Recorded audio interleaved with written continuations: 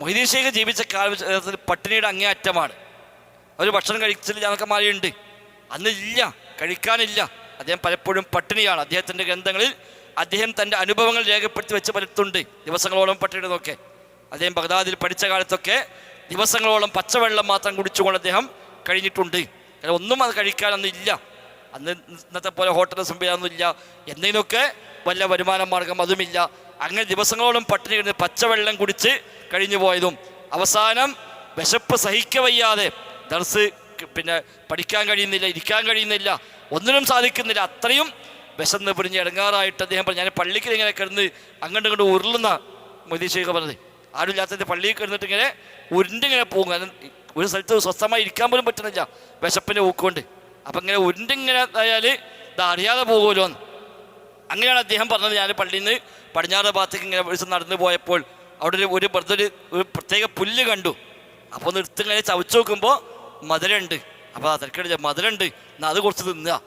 അങ്ങനെ അവിടുന്ന് പുല്ല് പറിച്ചിട്ട് ഞാൻ കൂടെ തിന്നു. അപ്പോൾ എനിക്ക് വലിയൊരു ആശ്വാസം, കാരണം കുറേ ദിവസമായി വല്ലതും കഴിച്ചിട്ട്. പിന്നെ അദ്ദേഹം പതിവാക്കി, ആരും പറയാം സ്വകാര്യത്തിന് അദ്ദേഹം വരും, എന്നിട്ട് അവിടുന്ന് അസർനേഷം വന്നിട്ട് ഈ പുല്ല് കുറേ പറിച്ച് തിന്നിട്ട് അദ്ദേഹം പോകും. പിന്നെ എൻ്റെ ഭക്ഷണം അതായി മാറി.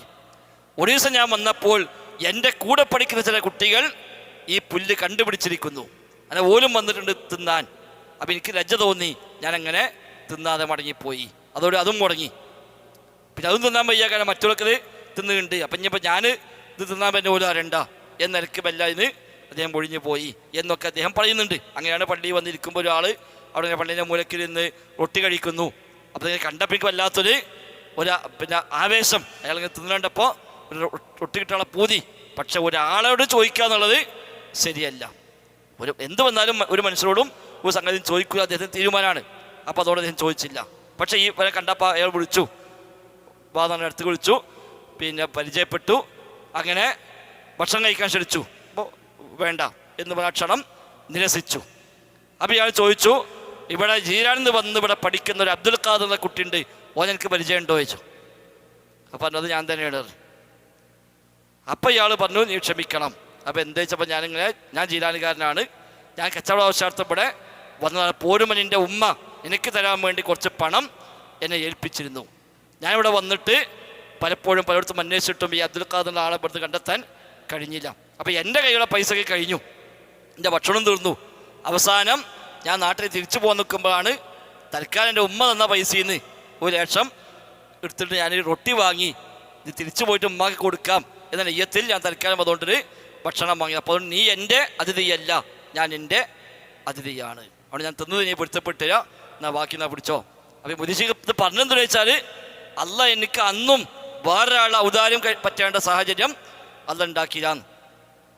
അയാൾ വിളിച്ചപ്പോഴും വേണ്ടെന്ന് ഒഴിഞ്ഞതാണല്ലോ, നിർബന്ധിച്ച് പിടിച്ചുകൊണ്ട് ഇരുത്തിയതാണ്.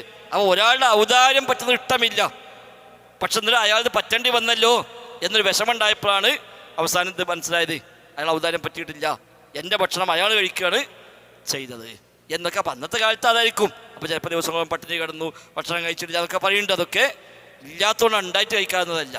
ഏതായാലും പൊതുവെ അന്നത്തെ സാഹചര്യം അതാണ്. ഈ സുഹുദിനെ ഈ നിലക്ക് വ്യാഖ്യാനിച്ച് കൊണ്ടുപോയി. പിന്നെ നമ്മൾ കഴിഞ്ഞ ദിവസമൊക്കെ പറഞ്ഞ പോലെ തന്നെ ഒസാരിയപ്പോൾ ആളുകൾ ഓലൊക്കെയാണ് പിന്നെ സുഹുദിനെ പറ്റാണ്ട് വേറെ കോലത്ത് കൊണ്ടുപോയിട്ട് അതൊക്കെ പൂർണ്ണമായും ദുനിയാവിൽ തൊലാക്കലിൽ പോവുക എന്നൊരു തരത്തിലേക്ക് അവർ മാറ്റി. പിന്നെ ഒക്കെ മറ്റേ സുഹൃത്താണ്, സൂഫി സുഹൃത്താണ്. അതിതല്ല, സൂഫി സുഹൃത്താണൊക്കെ പരിചയപ്പെടുത്തുന്നത്.